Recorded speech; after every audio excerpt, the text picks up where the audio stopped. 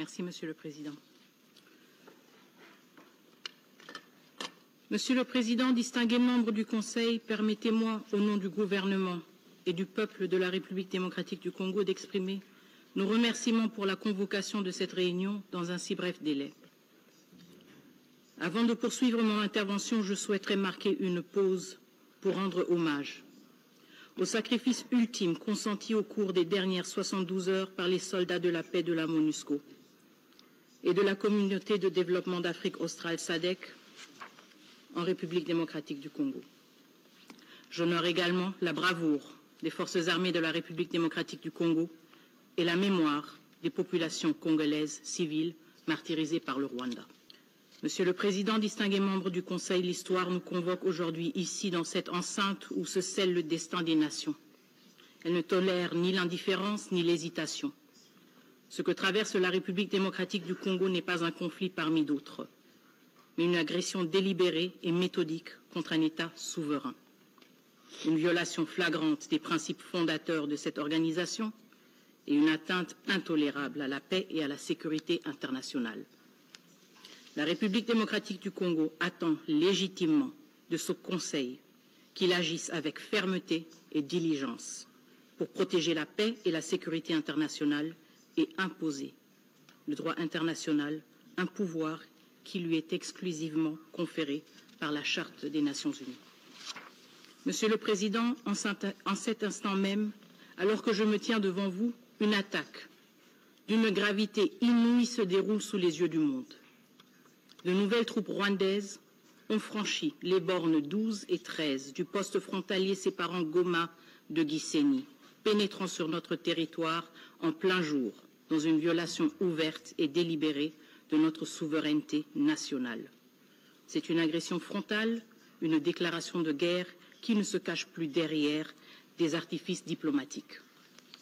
À Goma, les forces armées de la République démocratique du Congo, soutenues par les troupes des Nations Unies et de la SADC, défendent la ville et sa population sur plusieurs fronts, avec la bravoure et la détermination que seule la juste et noble cause de défendre son droit légitime d'exister peut insuffler.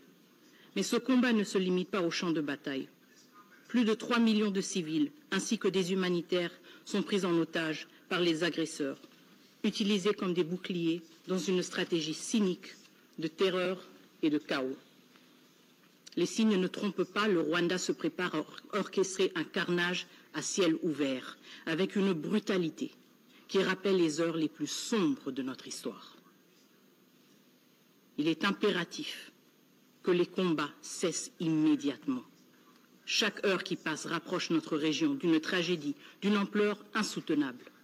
Nous refusons de voir se répéter le cauchemar de 1996, ce chapitre sombre de l'histoire africaine que nous pensions clos.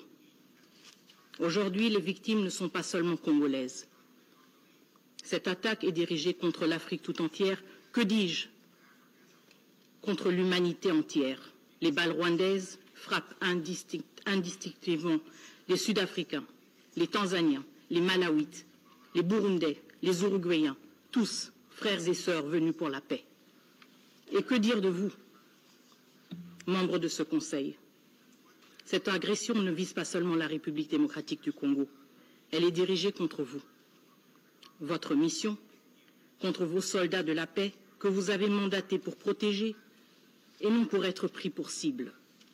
Laissez-moi être clair, chaque minute qui passe sans action décisive de ce Conseil est une victoire pour l'agresseur. Chaque hésitation fragilise la crédibilité des Nations Unies et condamne des innocents à l'indicible.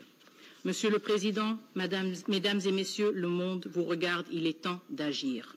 Depuis le 6 janvier 2025, les forces de défense du Rwanda et leurs supplétifs du M23 intensifient leurs attaques en violation flagrante du cessez-le-feu du 4 août 2024, occupant les localités stratégiques telles que Katale, Louchébéré, Massissi Centre, avant de progresser vers Bweremana, Minova et Kalungu.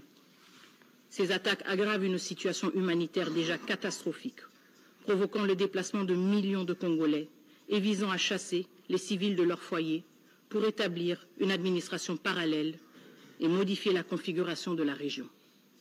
À Goma, les RDF ont délibérément coupé les lignes d'approvisionnement en électricité et en eau, bloqué les routes d'accès stratégiques et utilisé les brouilleurs GPS mettant en danger les vols civils et humanitaires.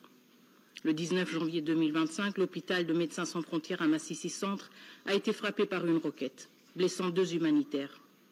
Ces actes, comme les attaques répétées contre les camps de déplacés, illustrent une violation manifeste du droit international humanitaire et révèlent l'objectif des RDF et du M23. Semer la terreur et paralyser l'assistance humanitaire.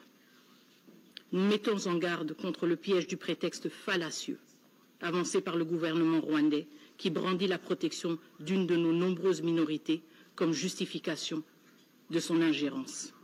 La réalité est tout autre. Aujourd'hui, dans les camps de déplacés congolais, les victimes sont de toutes les ethnies, y compris les Tutsis congolais qui subissent le même sort tragique que leurs concitoyens face à la violence des forces armées rwandaises et du M23. Alors que nous faisons face à cette catastrophe humanitaire, il est clair que cette crise est directement liée au pillage économique de notre pays. Le dernier rapport du groupe d'experts des Nations Unies révèle l'ampleur du pillage orchestré par le Rwanda. Chaque mois, plus de 150 tonnes de coltan sont illégalement extraites et acheminées vers le Rwanda, où elles sont frauduleusement étiquetées pour l'exportation. Ce commerce illicite compromet la souveraineté de la RDC et finance directement les activités militaires des forces armées rwandaises et du M23. À Rubaya, le site le plus grand d'exploitation de coltan de la région, les RDF et le M23 ont établi une administration parallèle, exploitant nos ressources et imposant leur contrôle sur les populations locales en toute impunité. Ces activités doivent être sanctionnées. Cependant, cette exploitation illégale n'est qu'un aspect de l'agression menée par le Rwanda. Depuis le début de leur campagne de terreur en 2022, les RDF et le M23 ont systématiquement ciblé les forces de maintien de la paix. Le 24 janvier 2025, le général-major Peter Chirimwami Nkuba, gouverneur militaire du Nord Kivu, a été lâchement assassiné par les forces armées rwandaises alors qu'il commandait sur la ligne du front. Le 25 janvier, 9 soldats sud-africains, 3 soldats du Malawi et 1 soldat uruguayen ont été tués dans des affrontements avec le Rwanda et le M23. Un char des Nations Unies a été incendié, marquant un nouveau seuil dans l'hostilité ouverte envers les institutions multilatérales. Par ailleurs, une compagnie de casques bleus tanzaniens à Kanyabayonga reste jusqu'à présent encerclée et coupée de tout approvisionnement par les RDF et le M23.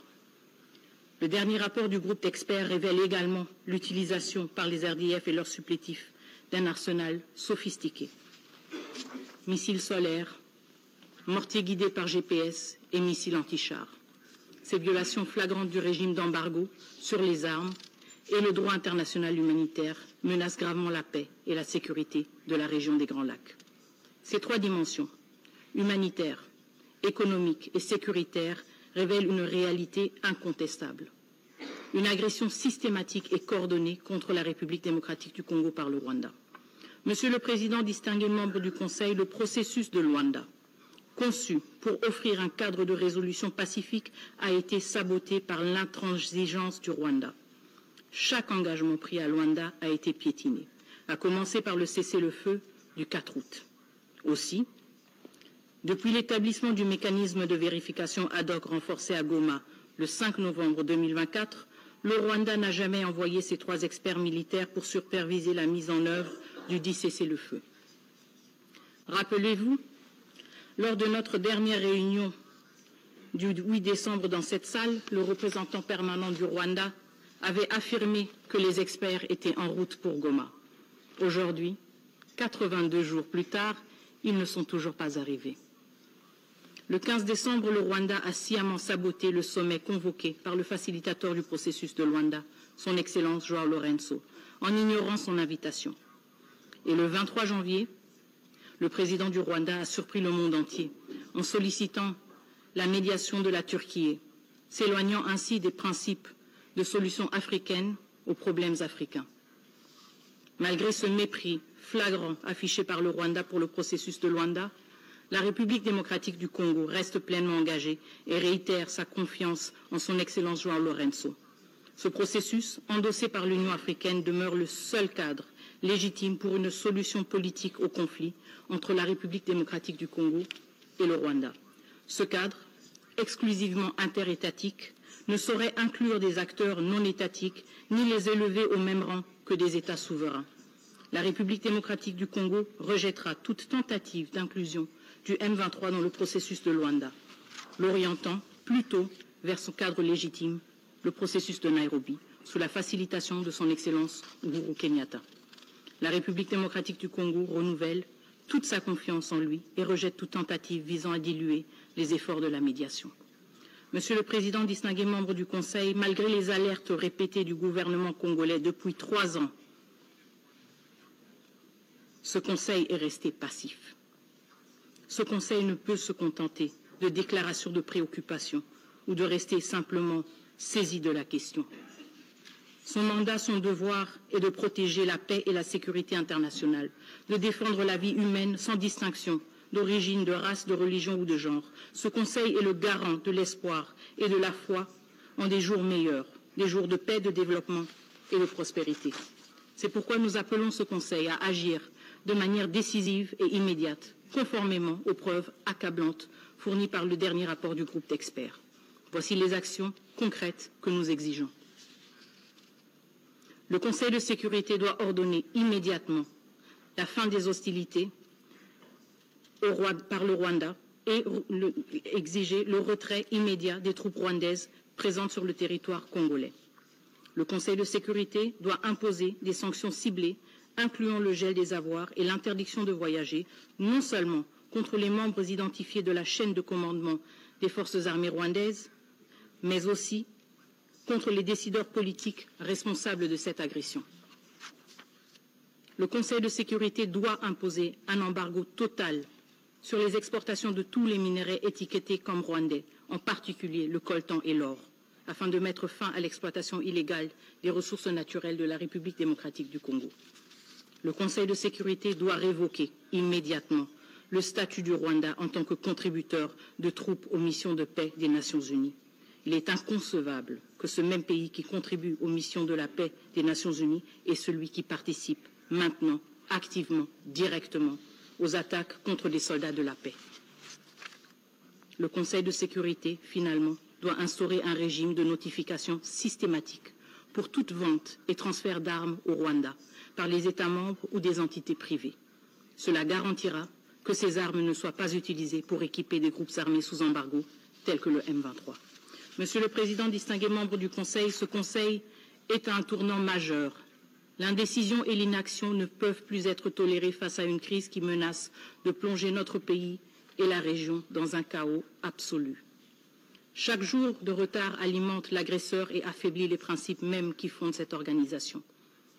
Nous appelons donc ce Conseil à utiliser pleinement l'ensemble des dispositions et mesures prévues par le chapitre 7 de la Charte des Nations Unies afin de préserver la paix et de protéger la souveraineté de la République démocratique du Congo.